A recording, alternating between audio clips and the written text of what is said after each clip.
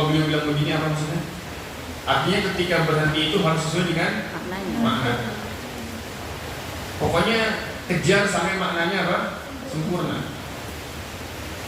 Anda pernah ngalamin masalah ini, apalagi sama seorang guru, di mana kita mesti berhenti yang maknanya harus pas. Kalau nggak pas nggak boleh, mesti agak maksa-maksa gitu. Berarti harus tahu artinya, Ustaz. Mau nggak mau. Ini mazhab yang pertama. Mazhab yang kedua, ini mazhabnya Ibnu Katsir, Hamzah, Ibnu Katsir dan Imam Hamzah. Ibnu Katsir ini Ibnu Katsir Al-Makki maksudnya ya, bukan Ibnu Katsir penulis kitab tafsir. Ibnu Katsir Al-Makki dan Al-Imam Hamzah.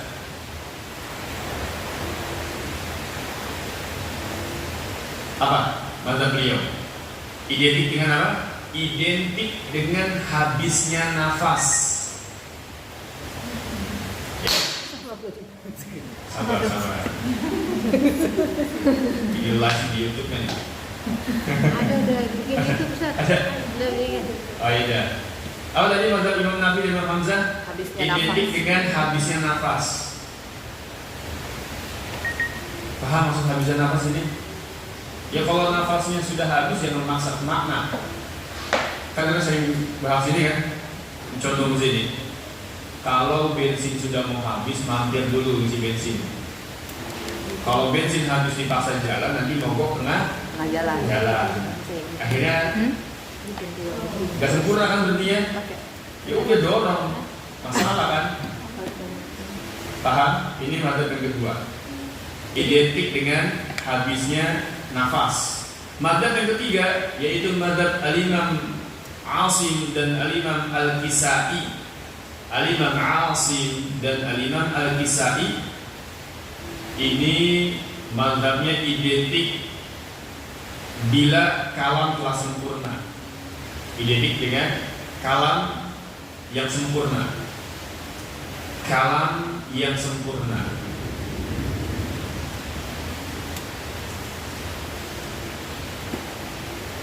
Apa faedahnya kalau yang sempurna? Maksudnya harus sesuai dengan apa? Kalau Rabbil Alamin berhenti di Robbi nggak boleh.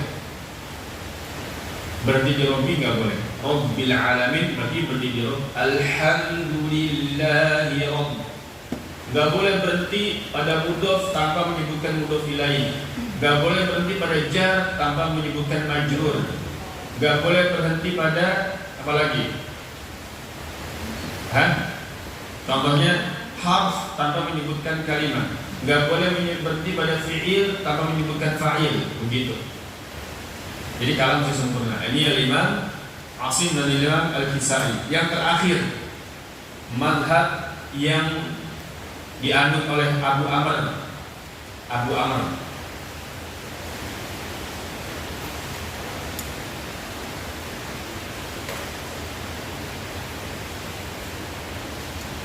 Dan mazhab Abu Amr apa? Mazhab Abu Amr yaitu waqaf setiap akhir ayat. Abu Amr Imam Qiraat. Waqaf di setiap akhir ayat. Beliau identik waqaf di akhir ayat. Sunnah, waqaf akhir ayat sunnah. Abu Amr ini imam yang bacaannya mendunia sebelum Al-Imam Asim, sebelum Imam Hafs. Dia Abu Amr lebih dulu mendunia sebelum Al-Imam Hafs. Udah, tadi ada 4 ya. Ada 4 identitas waqaf. Jadi kita tahu nih, ini ikutin mazhab ini nih, ya. Paham ya? Ini khilaf para ulama. Oke, lanjut ke sini. Jadi di bait 207 waqaf ada 4, tam, kafi, hasan, qobi. Ini ranahnya waqaf apa tadi? Ikhtiyari. Nah, kemudian beliau menyebutkan tam, apa itu? Tam idza lam yata'allaq mutlaqo. idza lam yata'allaq mutlaqan. Kafin idza ma'nan faqat ta'allaqa. Tam yaitu bila tidak memiliki korelasi secara mutlak, gak ada kaitannya dengan sebelumnya, lafaz ataupun makna, udah selesai. Apa? Saya ibaratkan seperti apa wakaf tam ini dalam bahasa Indonesia? Hah? Titik. Berarti udah titik, sempurna. Kalau titik itu maknanya apa sih? Terpenuhi kan SPOK-nya? Selesai berarti. Itu tam. Tam tandanya apa? Oh. Tam tandanya apa? Qoflam sama mim. Qoflam itu wakaf apa? Tam apa? Hah? Tam apa? Tam mutlak. Kalau mim? Tam lazim. Oke, itu ya. Jadi tandanya mim sama qoflam. Itu kalau tahu itu enak tuh baca Quran. Ada mim, ada qoflam.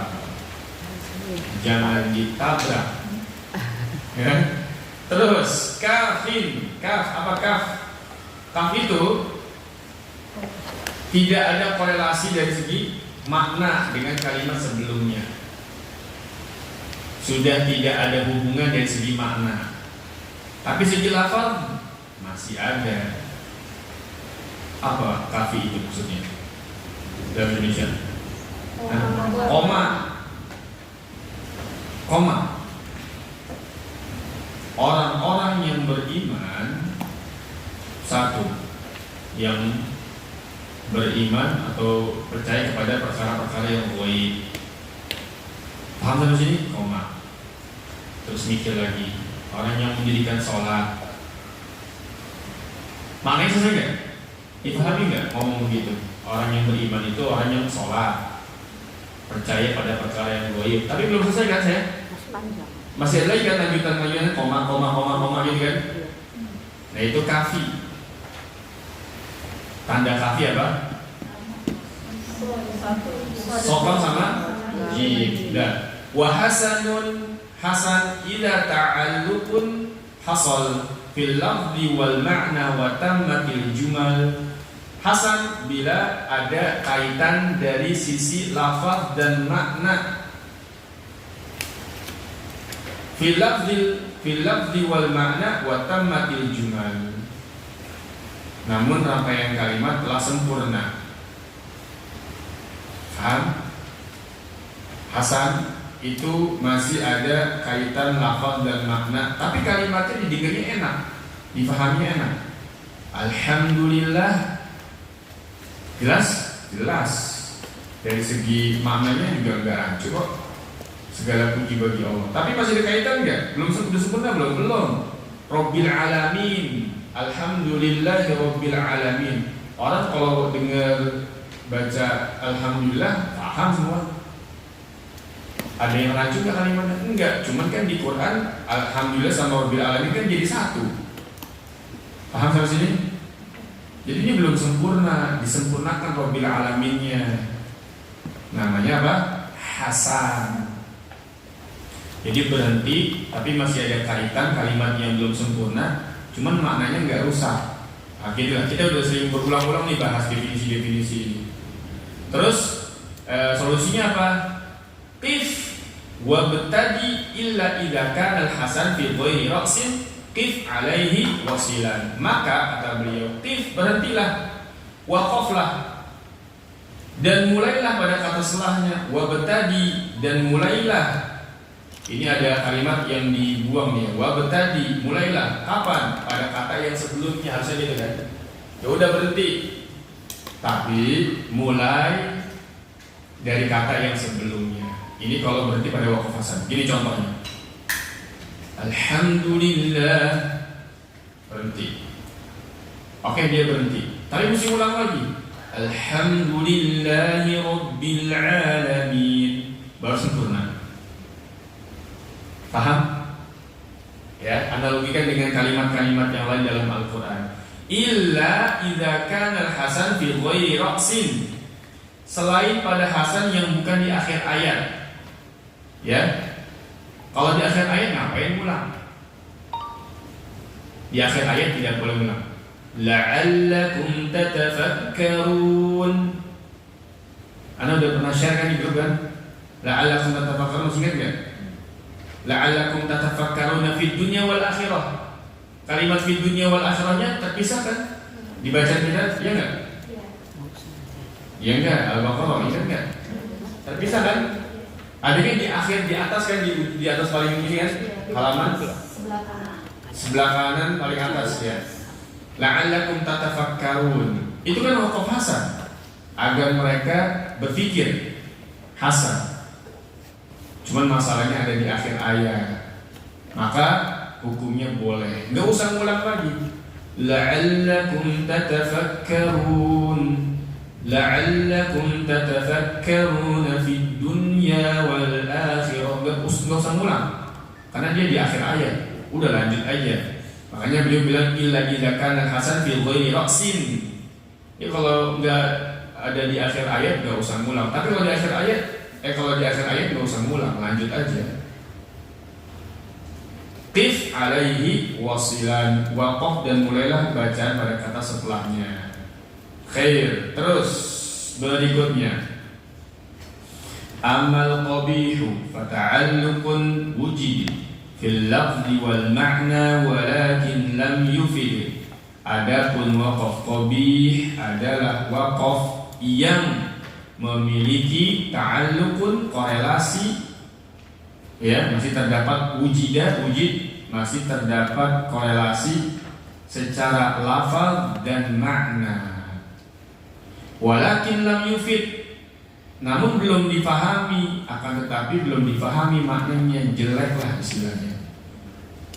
Ya, innallaha la yastahi. Allah enggak malu, Allah enggak segan. Enggak segan, enggak malu, kenapa? Atas apa? Kan rancu kan kalimatnya. Sempurnakan gitu, sempurnakan. Nah, ini persis sama waqaf hasan. Cuman bedanya kalau waqaf hasan di mana? Di sini nih.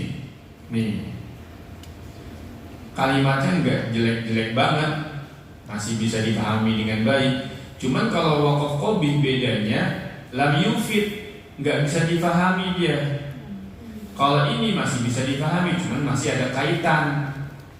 Bedanya itu aja hasan sama qabih. Nyambung? Nyambung kan nih? Soal ya. Walakin lam yufid.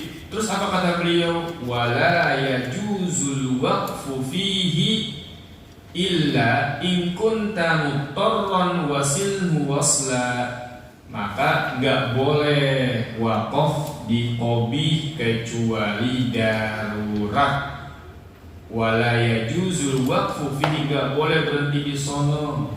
Enggak boleh. Fa'lam annahu la ilah. Gimana? Paham enggak maksudnya? Fa'lam annahu la ilah. Tidak Tuhan. Ketahuilah tidak ada Tuhan. Ini orientalis apa maksudnya? Ini qabih kan? Iya. Qabih kan? Fa'lam annahu la ilah. Kalau darurat nggak masalah. Ya, kata beliau illa kecuali ikunta mutarron, kecuali kalau darurat. Kecuali kalau darurat. Wasilhu wasla, sambunglah sesuai dengan tempat yang layak untuk dimulai, begitu. Tapi kalau bukan karena darurat, sengaja, ini dosa.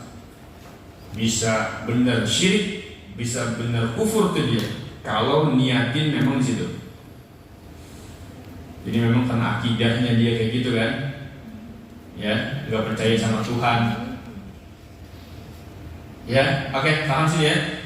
Terus walam yajid waqfun walam yahrum siwa ma auhamal ma'na wa qarihi nawa.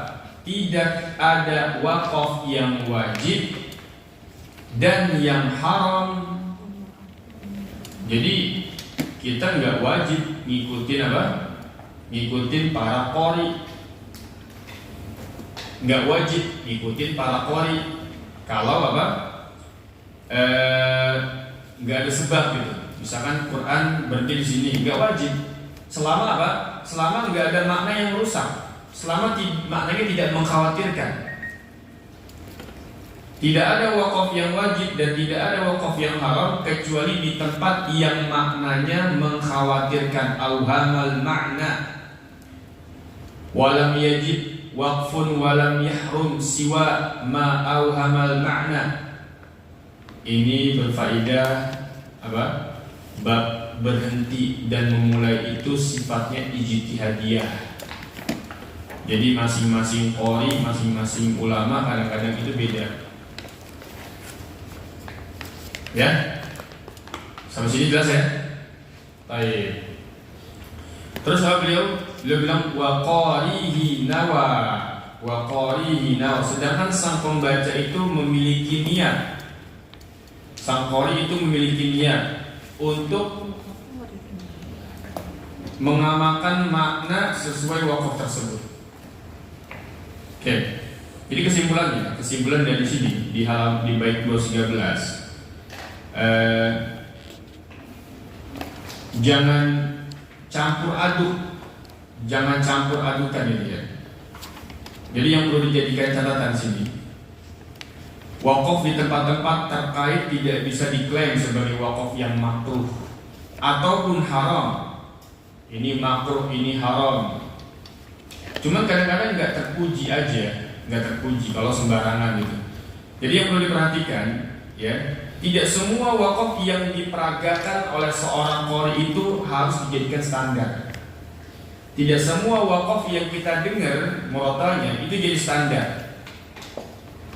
Karena yang menjadi barometer wakaf adalah makna yang paling pas itu maknanya. Kalau maknanya sempurna silakan. Tapi kalau maknanya menjadi rusak ya jangan. Jelas? Ya. Misalkan Dr. Eman berhenti di sini, kita wajib ikutin. Ya nggak wajib ikutin beliau. Cuma memang buat kita ini yang masih awam, nggak ngerti bahasa Arab, kan mau nggak mau ikutin ulama yang sikoh ya kan? Pilih siapa yang kita anggap paling sikoh. Cuma harus ada tanamkan dalam benak kita yang sebenarnya nggak ada kewajiban ikutin syekh ini nggak ada kewajiban. Yang menjadi patokan adalah jangan sampai maknanya rusak. Itu aja udah. Sampai maknanya rusak nggak boleh. Makanya beliau walam yajib waqfun walam yahrum siwa ma auhamal makna wa qarihi nawa. Oke, baik. Khair, ini bab wakaf dan ibtidah yang sudah kita detailkan sebanyak 3 kali pertemuan. Terus tadi dalam dunia qiraat saya sudah sampaikan ada 4 identitas khusus dari para ulama ya. Ada 4 identitas dan mereka masing-masing punya hujah. Yang bilang korelasi makna oke. Yang bilang harus sesuai dengan bisa nafas, kita udah bahas namanya ittirari. Masing-masing kita kan nafasnya beda-beda. Ada yang panjang, ada yang baru bismillah udah habis nafasnya. Gak nyampe ke him, kadang-kadang gitu kan. Lagi belajar. Ya cuman ada yang perlu diusahakan. Kalau bismillahirrahmanirrahim mimi ada itu mesti maksa-maksa dikit lah. Ya, ada yang kalamnya sempurna. Pokoknya kalau kosan mesti ikutan dengan jawabnya. Kalau jar mesti ikut majrurnya. Kalau mudhof mesti ikut mudhof ilainya. Ini bukan berarti haram juga, cuma nggak terpuji. Apalagi kalau darurat. Ada lagi yang mesti di akhir ayat. Pokoknya dia mesti ngabisin nafas berjuang 1 ayat atau 1 nafas. Gitu. Atau wakafnya sampai wakaf. Demikian. Wallahu ta'ala a'lam bishawab. Kita tutup bab wakaf. Sekarang kita pindah ke bab ma'rifatul maqtu' wal mausul. Oke. Kenalan dulu sama yang namanya Rasul sebelum kita bahas ini. Oke.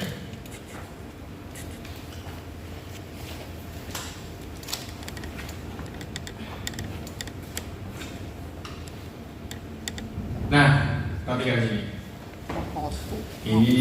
punya Ustaz Farabi ya. Beliau bilang begini, wa wajibun ala dzawil uqul ma'rifatul maqtu'i wal mawsul. Coba sambil lihat-lihat. Kalau di bukunya Ustaz Abdurrahman Fadli, beliau kayaknya nggak bahas, langsung aja beliau kan. Wajib bagi orang-orang yang memiliki akal untuk mengetahui tentang maqtu' mausul. Wa wajibun, wajib ala dzawil uqul, bagi mereka, bagi orang-orang yang punya akal, ma'rifatul maqtu'i wal mausul, untuk mengetahui tentang maqtu' mausul. Tahu maqtu' mausul? Maqtu' mausul ini dua kata ya.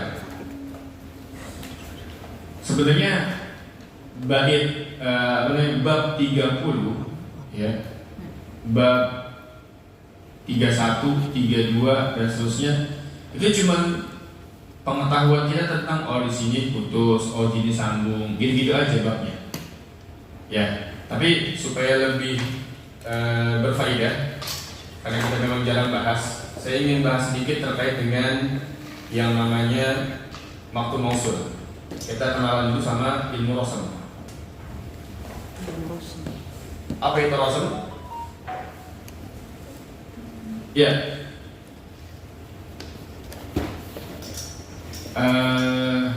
kesini dulu, kesini. Ini punya Dr. Zainal.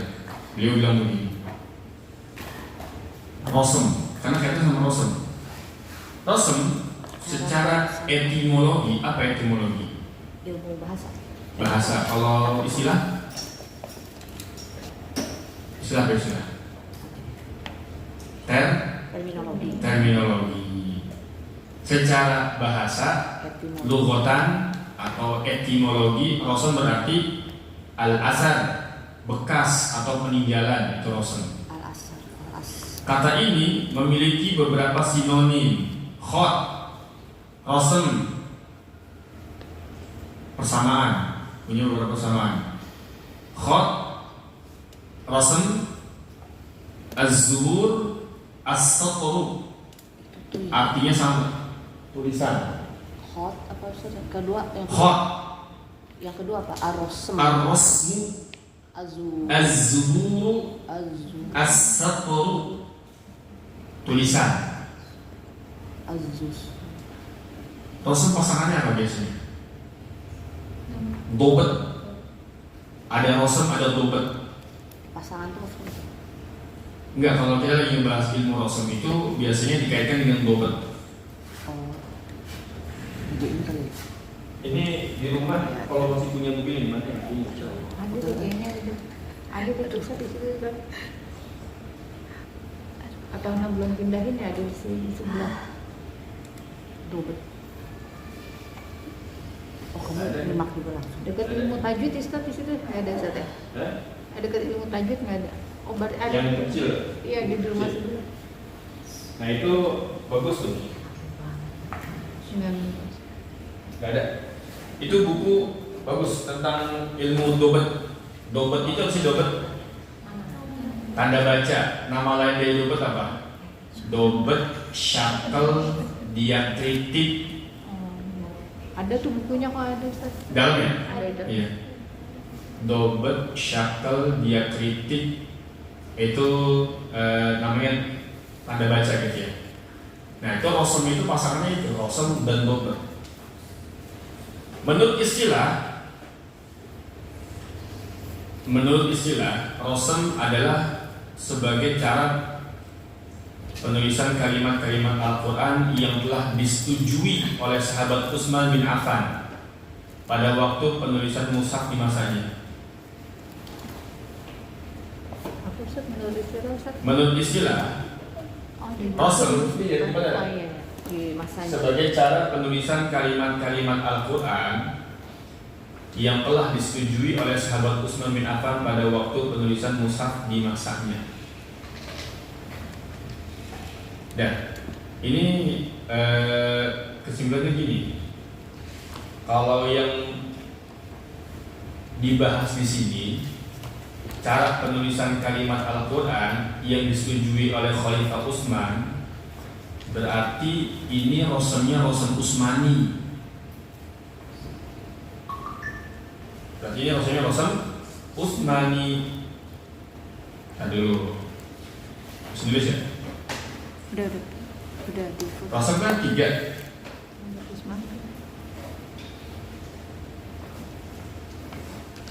Satu rosen Usmani, 2 rosen Imla'i, 3 rosen Arabi. Silakan lihat buku yang pernah kita patungan beli itu ya, ada di situ. Itu saya baca luar biasa, isinya manfaat sekali, detail. 3 nih, Usmani, Imla'i, Arabi. Kalau Usmani, yang tadi ini Usmani nih, ini Usmani yang kita tadi bahas. Cara penulisan kalimat Al-Quran yang disetujui oleh Utsman bin Affan pada waktu penulisan mushaf di masanya. Ini Usmani. Jadi apa yang nanti kita bahas di bab Maktub Mausul itu berdasarkan kesepakatan para sahabat. Disetujui juga oleh Utsman bin Affan, ketuanya di masa beliau. Oleh sebut dengan Usmani. Ada banyak faktor kenapa begini Nabi. Ini di salah satu kan dibahas di bab-bab akhir. Di salah satu dibahas.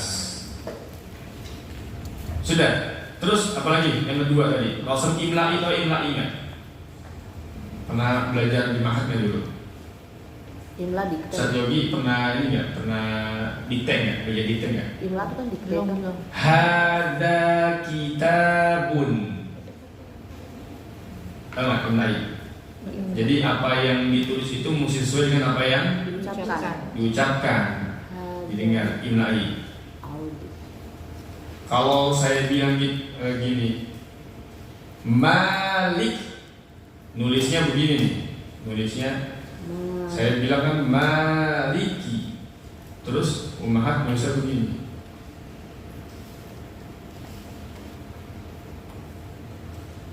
Salah benar? Salah. Kan Quran juga begitu. Alasannya kenapa salah? Quran mah rosen Utsmani. Ini kita lagi belajar rosen imla'i. Jadi kalau saya bilang Malik, maka terdengarnya mesti begini tulisannya Maliki. Gitu. Ini namanya imla'i. Yang ini imla'i. Jadi tulisannya panjang ya panjang, pendek ya pendek. Silakan belajar kitabah atau entar deh, kita sama satu lagi bisa belajar silsilah yang itu kitabah. Nah, itu bagus. Jelas sampai sini imla'i? Dulu waktu awal-awal itu mushaf Indonesia pakai mushaf imla'i tahun-tahun sekitar 80-an kan dikritisi ya, kan diubah, perbaiki lagi. Arudi, tahu Arudi? Jadi bentuk tulisannya itu mesti sesuai dengan ilmu arud, ilmu syair. Contoh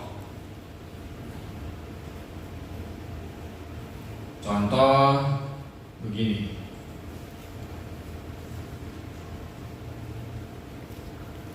Apa ya contohnya? Yaqulu raji rahmatil ghafuri.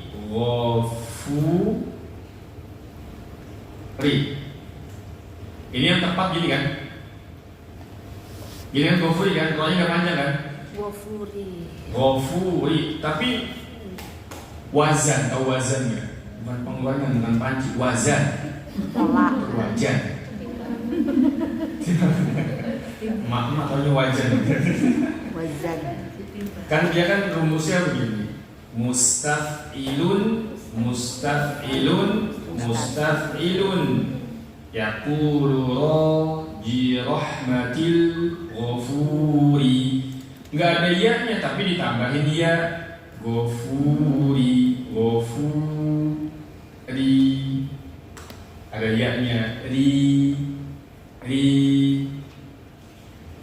Terus misalkan tulisannya kalamun, misalkan kalamun kan begini.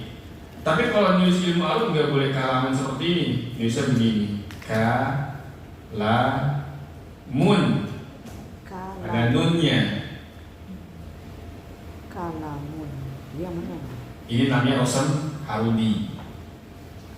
Jadi tulisannya itu kadang nabrak nahu, ya, menabrak kaidah ilmu nahu. Kalau ilmu arab itu gitu. Oke, silakan dibuka lagi tuh bukunya yang udah pernah dibeli ya. Bisa ada nggak bu? Yang mana? Nggak ada ya, kalau nggak ada pesan lagi. Sudah ya? Paham sampai sini? Cara penulisan kalimat Al-Quran yang disetujui oleh sahabat Utsman bin Affan. Ini rosam. Yang dimaksud rosam apa? Usmani. Utsmani. Contohnya, nih. Wah, ini adalah tulisan yang paling sesuai sunnah. Oh, mati. Innalazina. Ini rosam semuanya. Botak.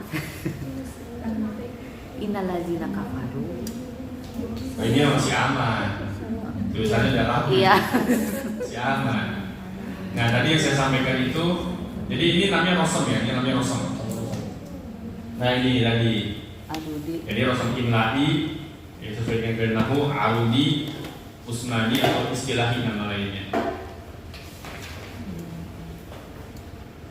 Sudah, ini udah tulisan tadi kan? Saya geser ya.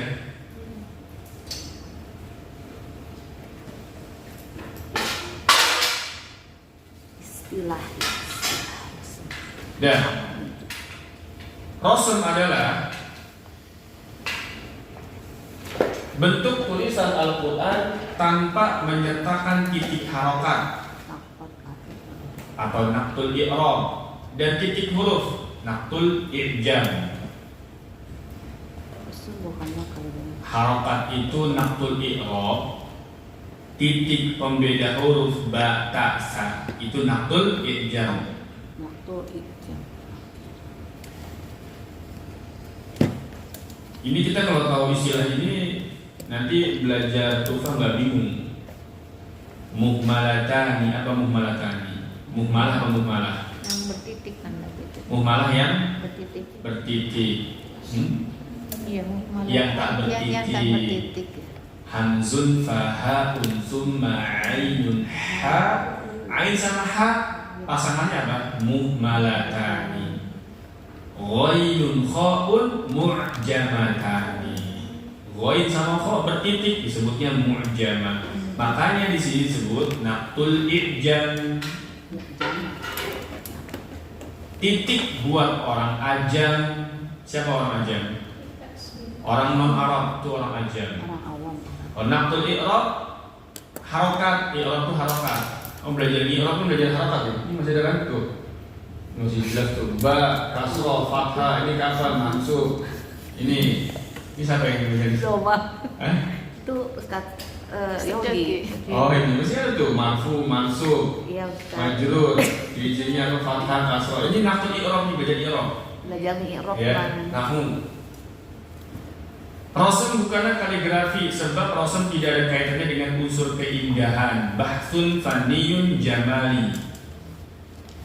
Cara menuliskan, tapi ia lebih terkait dengan faktor kebahasaan. Bahsun lughawi. Jadi ilmu kaligrafi ya bukan ilmu rosam khusus. Kalau ilmu kaligrafi itu ilmu tentang keindahan tulisan. Ada apa? Kufi, apalagi? Hah? Diwani, terus apa lagi? Ayo. Kufi, diwani, apa lagi saya? Nggak tahu. Mana orang-orang kaligrafi di sini? Oke. Itu kaligrafi. Kapan sih puncak-puncaknya kaligrafi itu cakep? Di zaman Khilafah Bani Abbasiyah. Mulai bagus tuh tampilan mushaf. Karena Bani Abbasiyah kan gabungan orang-orang Persia, Iran, yang senang sama corak-corak keindahan itu. Nah ini kaidah-kaidahnya. Rosam itu pembahasannya ini dia. Ada 6 pokok. Al-hadaf. Hurufnya, wawnya dibuang atau enggak. ditambah masalah hamzah, penggantian huruf, menyambung dan memisah tulisan.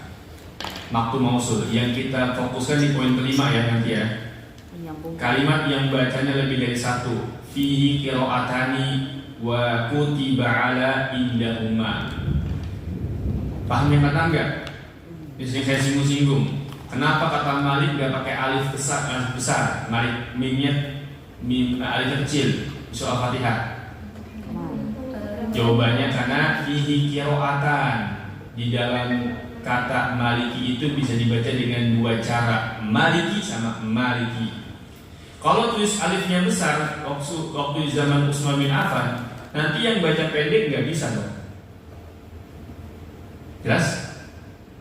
Jadi ketika menulis mushaf, Khalifah Utsman bin Affan dan para sahabat yang lainnya itu mikirin hal ini. Satu tulisan tapi bisa mencakup beberapa bacaan. Ibrahim, kenapa surat Al-Baqarah nggak ada iya-nya? Kenapa? Kenapa kata Ibrahim di surat Al-Baqarah nggak pakai iya? Iya-nya tuh ya yang gini, kecil. Ingat nggak? Ini saya tulis ini ya. Ini poin ke-6 ya, ini poin ke-6. Yang poin ke-6 itu contohnya begini.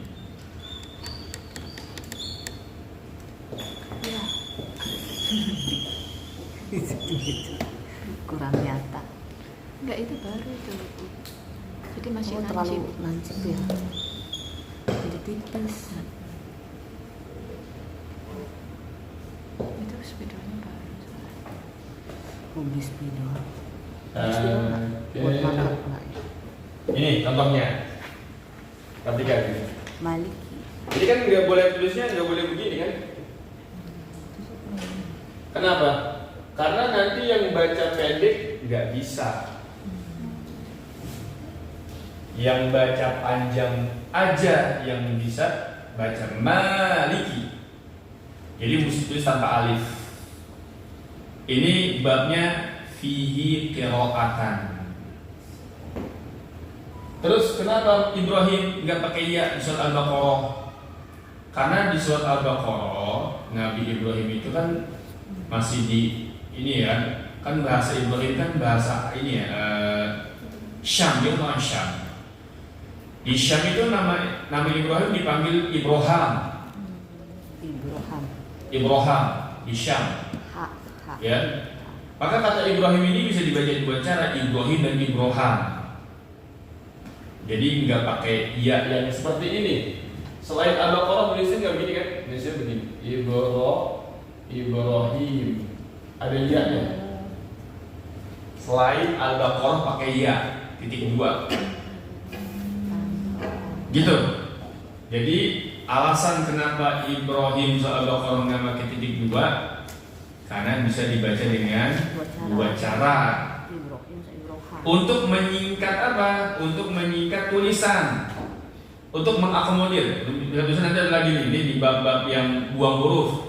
Ini nomor 1. Kenapa hurufnya dibuang? Menyikat tulisan. Kudu dipercepat nih tulisan mushaf. Kalau yang sering-sering dipakai, sering diucapkan ma'ruf, ya udah nggak usah ditinggiin. Contohnya lafaz Allah. Ini kan kita begini, Musa Madinah. Karena udah kebiasaan. Orang-orang Arab tahu kalau baca Allah panjang. Tapi orang Indonesia belum akrab. Jadi mesti begini berdiri. Terus apa lagi contohnya? Banyaklah kasus ini, kita bisa ada daur khusus kalau pembahasan ilmu wasam itu khusus ada pembahasannya. Detail, ada 6 poin. Intinya ilmu wasam itu bahasa 6 poin ini. Oke, kita geser ya. Sudah? Belum dapat. Masalah nambah huruf. Ada alifnya ditambahin ya kan? Qalu, tapi kok nggak dibaca? Maksudnya apa tuh? Ada pula ika, wawunya kok nggak dibaca? Maksudnya apa? Gitu. Ternyata luas ya. Geser ya. Nah, ini contoh rosem. Jangan dulu bisa gini. Apa tuh? Nggak ngerti baca. Wa asyuruhun intara Apa sih terus? wa ammatukum. Sekarang tulisannya sudah nggak kayak gini kan? Wilayah. Tapi masih banyak yang belum bisa baca. Geser ya. Wa asyiru. Literatur Rasul Utsmani sudah dikenal sejak abad 2 Hijriah, akan tetapi tidak semuanya ditemukan. Oke, ini mulai masuk ke pembahasan tentang rujukannya. Ini yang menjadi rujukan mushaf Indonesia yang mana?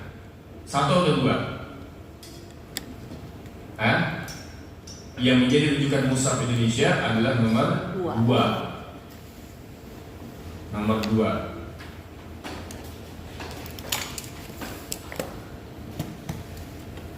Nomor 1 dan 2 karya Abu Ahmad Ad-Dhani.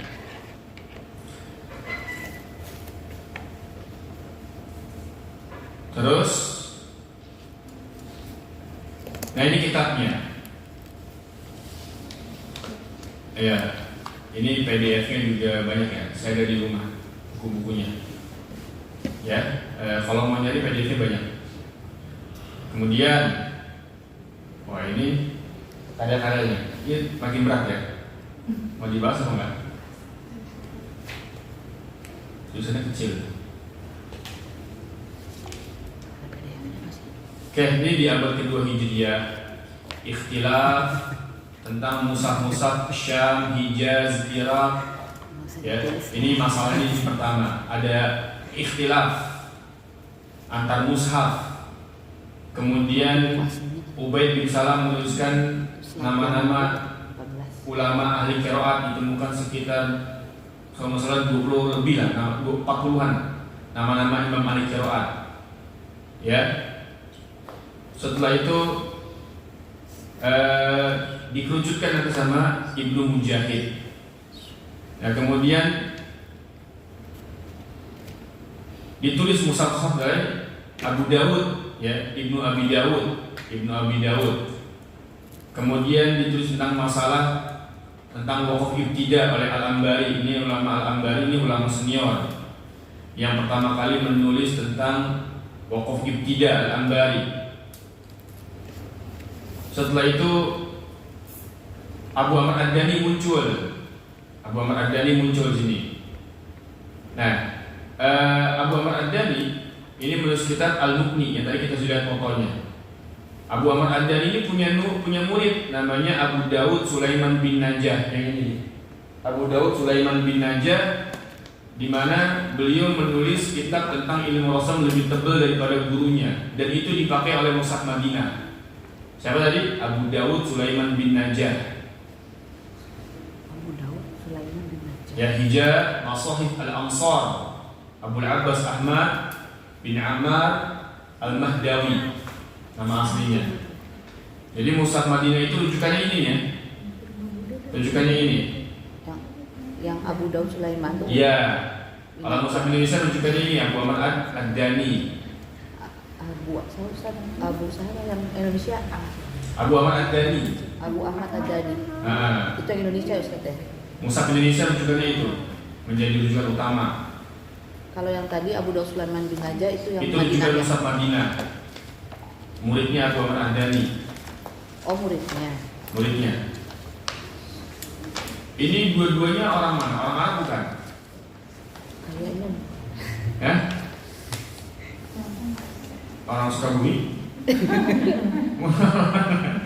Orang Spanyol? Orang Spanyol. Orang Spanyol dua-duanya ini. Dari Andalus dua-duanya ini. Andalus, orang Spanyol ya. Mas? Anak agak lupa. Yang pasti dia orang Spanyol. Andalusi. Nggak tahu deh. Nama tempatnya Sicilia, Cordova atau apa nggak tahu. Jadi dia dari orang Spanyol ya. Terus, nah ini anak niat ingin bahas nanti insyaallah kapan. Aqilah Atrab Al-Qasaid. Ini yang dikarang oleh Asy-Syatibi tentang ilmu rasul dalam bentuk syair, Aqilah Aqra. Namanya Insya Allah kapan-kapan kita bahas, mudah-mudahan. apa yang Satibi itu Ustaz? Hah? Yang Satibi. Asy-Syatibi. Ini Syatifa kan Andalus juga, orang-orang Spanyol ya. Orang Spanyol.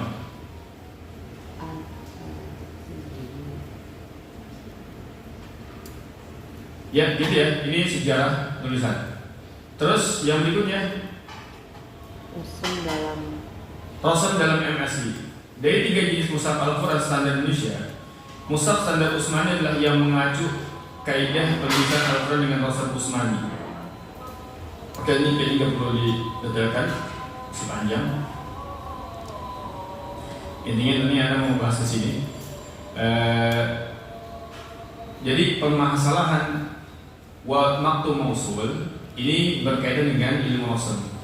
Duet maktu dan mausul merupakan satu dari 6 komponen diskursus ilmu Rosen. Tadi udah kita ini kan bahas ya. Duet maktu dan mausul merupakan satu dari 6 komponen diskursus ilmu Rosen. Tadi ada 6. Sudah dicatat semua? 6 poin pembahasan tadi. Untuk mengetahui apa itu Rosen secara spesifik sekaligus ke-6 komponen diskursus ilmu Rosen, maka di bawah ini ada mabadi asyrahnya. Ya, kita baca ringkas pertemuan sampai sini insyaallah. Yang pertama, ilmu yang membahas tentang distingsi berbagai mushaf. Distingsi apa sih? Perbedaannya. Berbagai mushaf Utsmani dari perspektif kaidah Rosen secara kias. Jadi ilmu tentang Rosen itu pembahasannya masa tadi udah 6 poin tadi. Objek kajian yang dibahas dalam ilmu Rosen itu lingkup mushaf Utsmani dari segi hadaf dihapus, ziyadah ditambah, badal diganti, antara fasal dan wasal. Ada fasal itu pemisah ya, wasal dan sambung dan yang lain sebagainya. Ini pembahasan tentang ilmu Rosen. Kemudian apa sih manfaat yang bisa dipetik dari ilmu Rosen? Pertama, dapat mendeteksi mana saja bacaan Al-Quran yang sesuai dengan Rosen, dan tentunya juga mutawatir sesuai dengan kaidah nahu dengan bacaan yang tidak sesuai dengan Rosen. Ini permasalahan tentang rukun Al-Quran. Kemudian pengkaji dapat mengetahui berbagai macam qiraat dalam satu teks yang sama, ya kan? Dalam ilmu Rosen kata Maliki, ternyata kita tahu kata Maliki itu bisa dibaca Malik dengan Malik. Yang baca Malik yaitu Al-Kisai dan Al-Imam Asim. Yang baca Malik selain Al-Kisai dan Al-Imam Asim.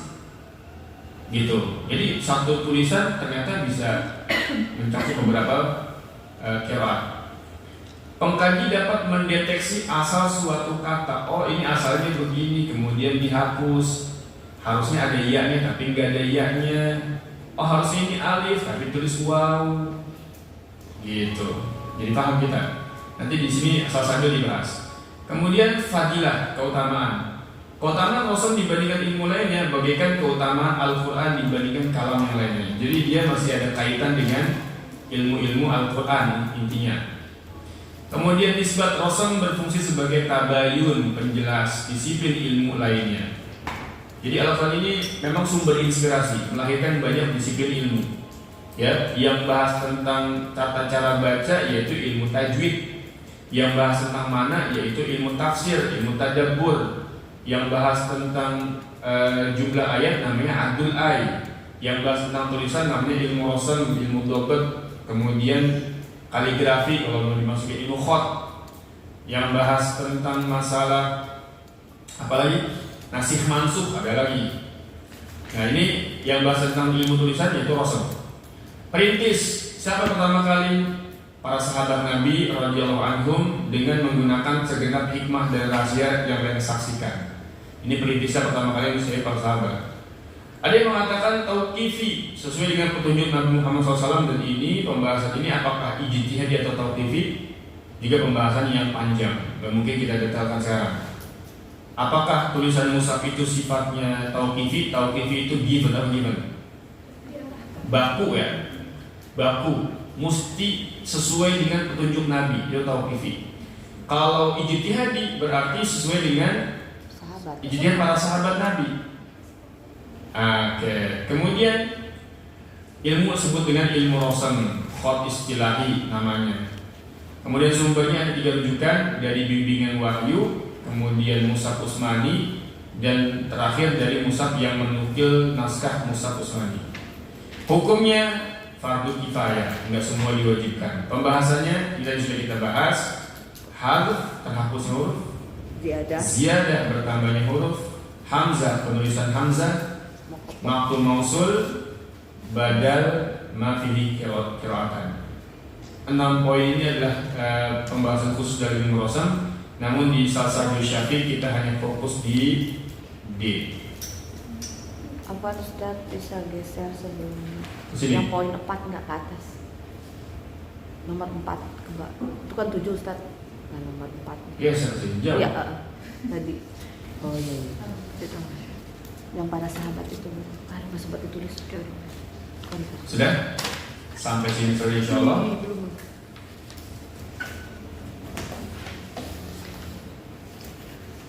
Sudah dapat baik ya poinnya. Jadi kita akan kenalan dengan maqtul mausul, dan maqtul mausul merupakan pembahasan khusus seputar ilmu rasul. Jadi kita kalau lihat dari sini ternyata banyak ya yang belum kita tahu. Ada hadzaf, ada ziyadah, hamzah, badal, ma fi qira'atan. Apa saja ini semua perincian-rinciannya? Kapan-kapan lah insyaallah. Oh, nggak ditulisin. Nggak ditulisin. Kita mau bahas waktu mausul soalnya ini waktu mausul. Oh. Kapan-kapan. Habis itu udah, kita kan mau fokusnya ke sini. Tadi pengantar aja. Ini kita fokusnya di sini nih. Poin yang ini aja. Jadi Jumat depan yang itu nomor D. Kan babnya. Oh ya, kita fokus ini. Babnya ini nih, babnya nih. Soalnya ini baru materi. Allah, nak dulu ini babnya. Sambung pisah. Oh, itu lanjutan yang tadi itu Ustaz. Ya, tadi hanya pengantar aja. Oh iya.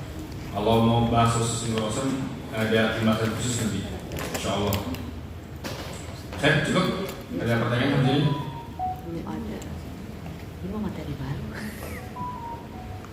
Ya, jika tidak ada, kita cukupkan. Semoga bermanfaat. Subhanaka Allahumma wa bihamdika asyhadu an la ilaha illa anta astaghfiruka wa atubu ilaik. Assalamualaikum warahmatullahi wabarakatuh.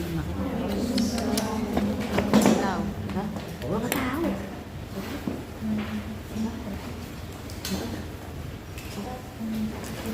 Foto. Yang poin berapa? Satu. Foto itu kan dibetulin lagi ya ke orangnya Mbak. Udah. Ini bisa dipakai kan? Oh, tapi ini udah.